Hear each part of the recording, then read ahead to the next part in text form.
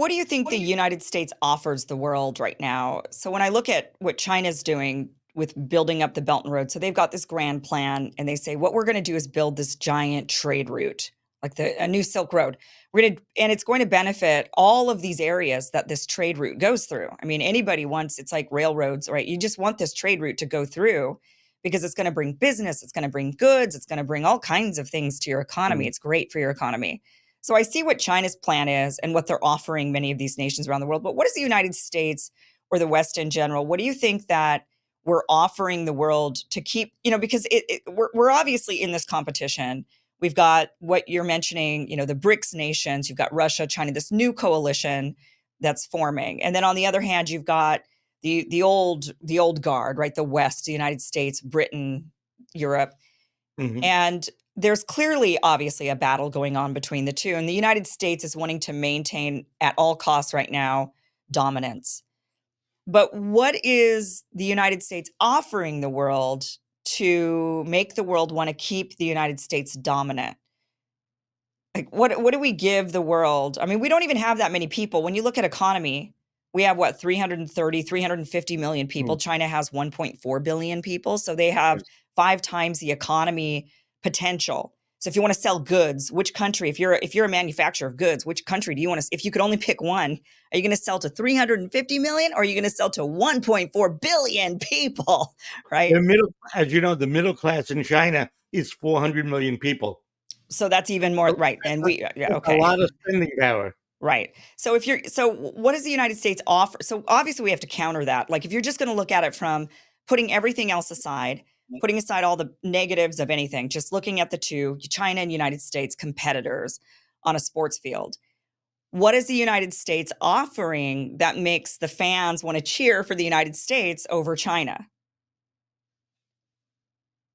Well, if you look at the United States in a little bit of a historically broader context, in the time of Jack Kennedy, president when I was in high school, Jack Kennedy had a program called the Alliance for Progress, in which, for instance, Argentina said to Kennedy, what we need is not money, we need industry. So Kennedy had a program of sending a machine tool manufacturing to Argentina. That was under Kennedy.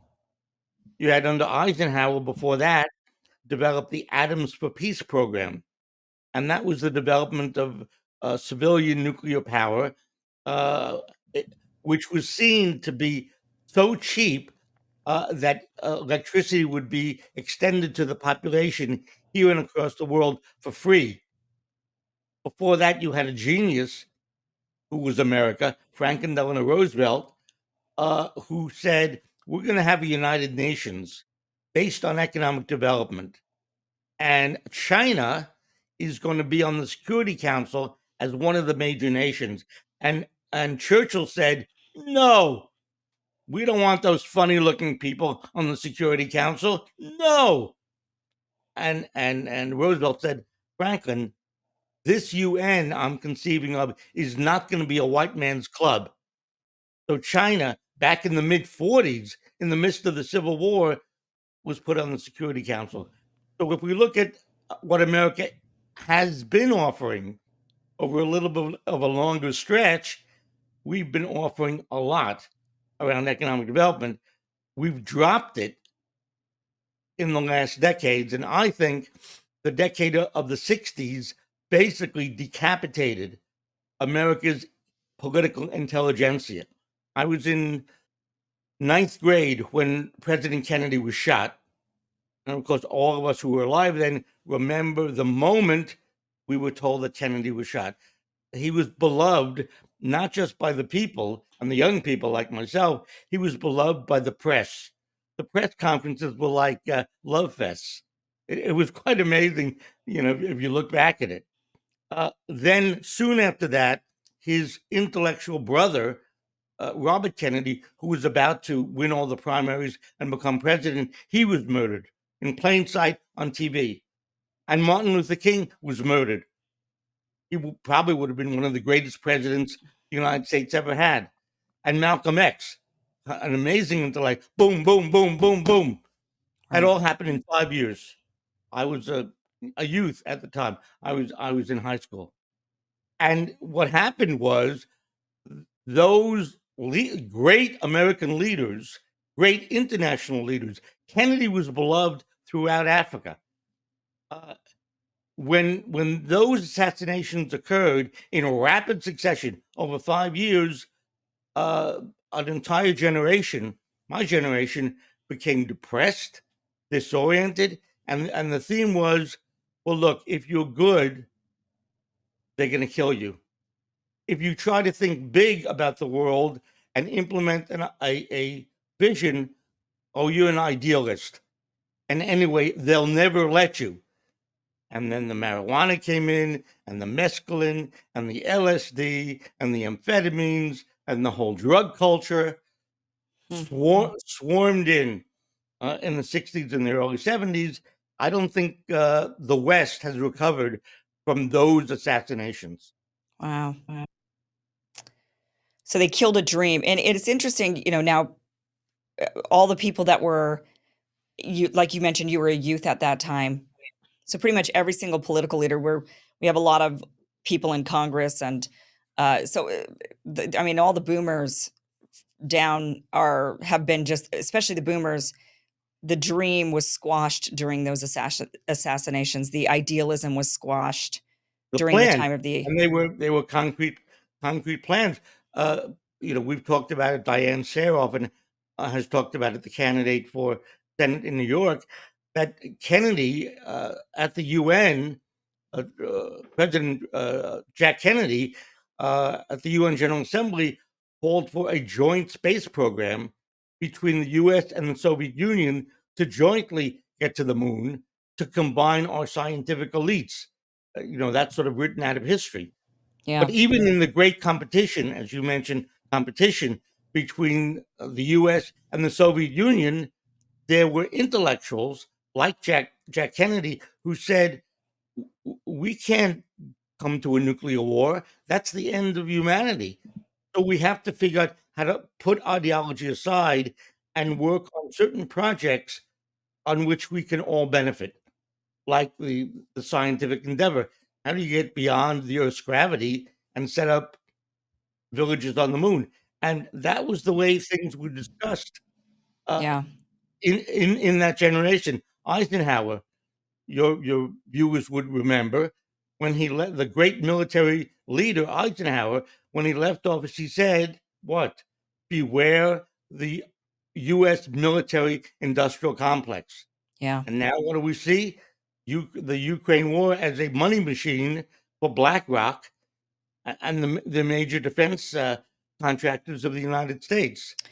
Who do you So think who do you think was behind, I mean, this demise of the boomer generation, this idealism, and it's really interesting to think about, the boomers being this idealistic group that, wanted to end the Vietnam War, like all of these things, but mm, these assassinate you paint an interesting picture, these assassinations that killed the dream, the idealism that told everybody, "You speak up, you get shut up."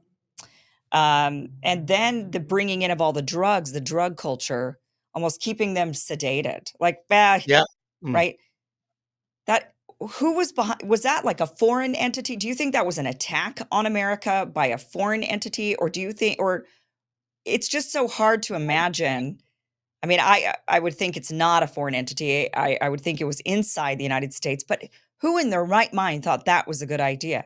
Who in their right mind thought, let's debilitate the entire youth of our country and see how it shakes out when they get older? Like, let's just see what happens to our nation if we just drug them up and sedate them and kill all of and assassinate everybody who's inspiring to them.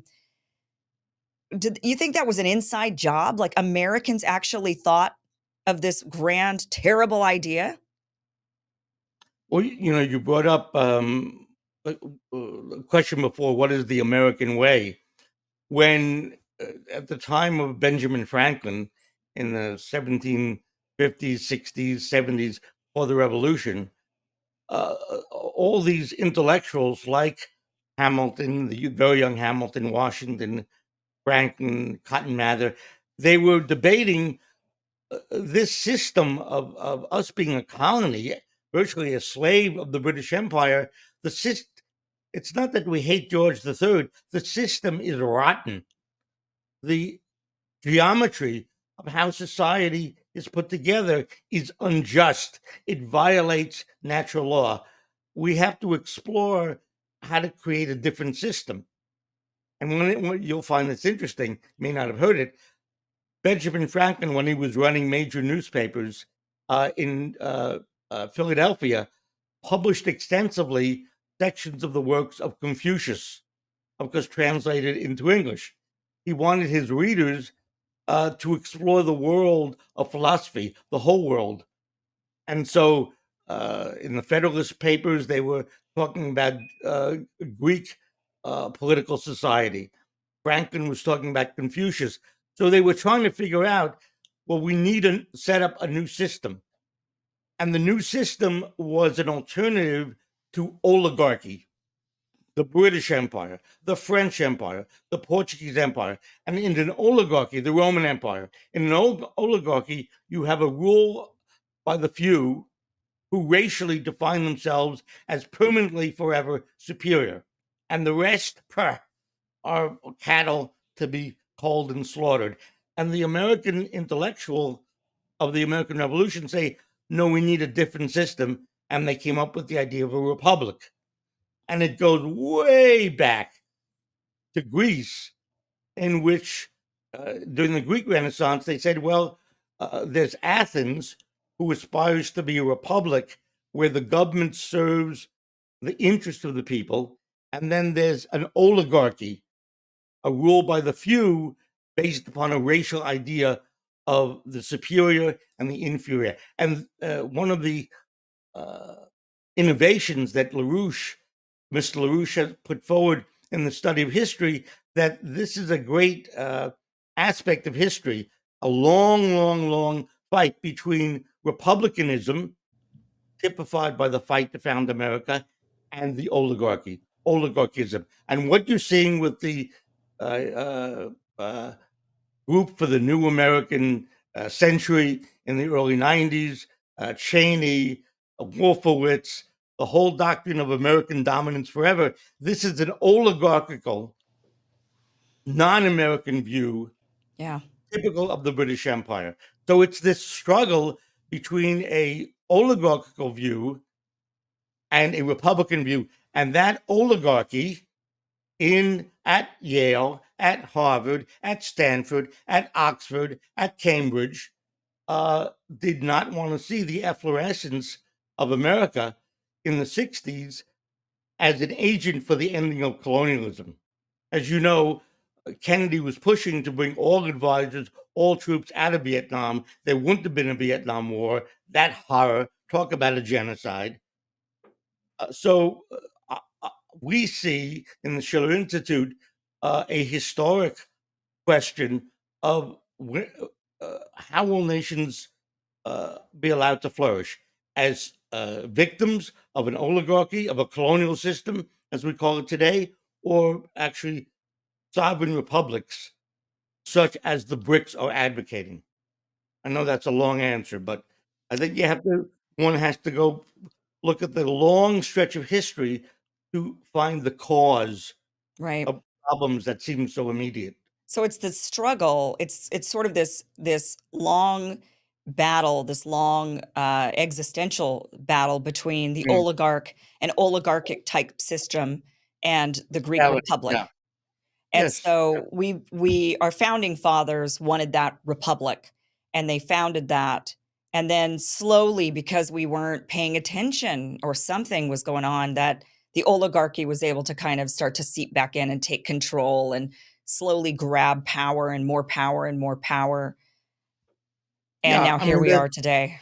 there's a lot of evidence that British operations, British intelligence based in Canada, organized the assassination of Kennedy.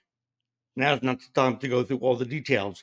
Right. Things like Herman Dex, based in Montreal, Canada, being a key organizer of the assassination. But they saw the handwriting on the wall. The Kennedys, and it could have been in terms of a sequence of presidents.